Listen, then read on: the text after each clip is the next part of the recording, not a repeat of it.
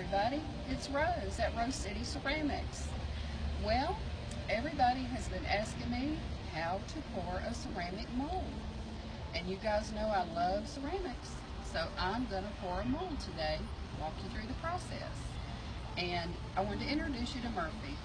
It's important that you know Murphy because he is the security guard in the shop, and you'll be seeing him quite a bit. He keeps cats away, which is important when they run through and break my molds. So here's Murph, and let's get started. Okay guys, what I'm going to do today is pour a jack-o'-lantern mold. It's that time of year again. Oh, and by the way, it's my birthday. Okay, here's our jack-o'-lantern mold. Here's the top. You guys have ever bought a ceramic, anything, a plate, a cup, whatever, I bet you didn't realize that they all come in more than two parts. Everything in ceramics has to have a hollow middle, because if not, they will not endure the heat of a kiln. And looking inside this guy, you can see that he's a jack-o'-lantern. He has a face, and that's optional. You can keep the face on, or you can cut it out to have lights inside. It's entirely up to you. So let's get started. First of all, I want you to know that I've already cleaned the mold. He's nice and clean because they get dusty, and no residue from a previous pour. So we'll start by strapping the mold together. And by the way, these are heavy. I'll introduce you to the rest of my staff later. My two boys. And yes, they're my muscle. Couldn't do it without them. Okay, this is a strap, and this is what holds the mold together during the pouring process. So we're going to go ahead and strap this on here. Get the process going. Now some people would strap it over the top or through the side. It doesn't really matter. As far as I know, it's just holding the mold together. So that seems good and snug. So this guy's ready to go. Let's see. Well, let's make it a little more snug actually. We had a loop in there. There we go. Happens sometime. Alrighty. I thought it would be fun for my customers to see what goes into their pieces. When you get a piece that's nice and finished, and if you buy something off a shelf, you just really never know what all goes into it. So it's really neat to know that. Okay, and here's the lid for the pumpkin, and it's just going to fit right on there.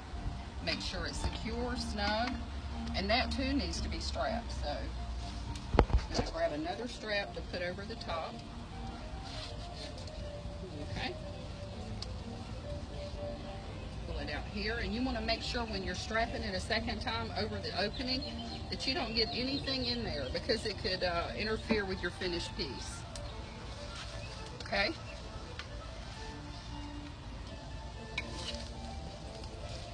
This is why you don't see me at the gym. This is my workout. Okay. Alrighty. Don't want to put it over the seam. So I'm going to come back just a hair. We don't want to bust that seam. Okay. A little too snug. There we go. Good tight fit. So now we're ready to go. And what we're using, when you pour the mud into the molds, what you're using is ceramic slip. And it's a specialized mud, if you will, that is made just for ceramics. And it's made to form and shape the piece around the sides. And I'll show you a little bit of that later. Didn't mean to get tongue-tied there. Okay, let's move this back up just a hair. This is our lid. Here, I'll show you this too. This is the top, and that will be the top to our pumpkin. Okay, let's do this in here. Okay, now here we go.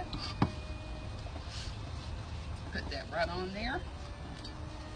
Get ready to pour.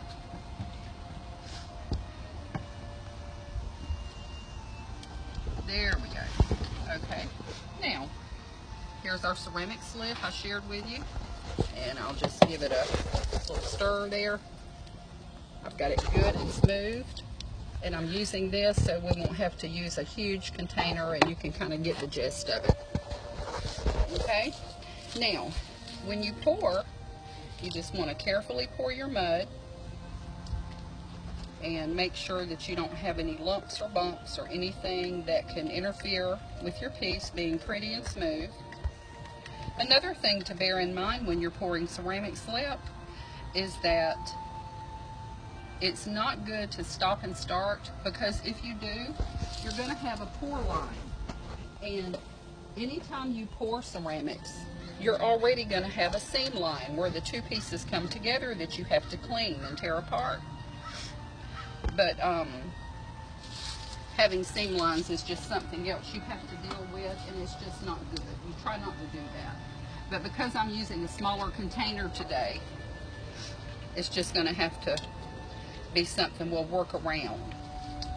So far, we have used 3 pitchers of ceramic mud. Let's see how many more we're going to require.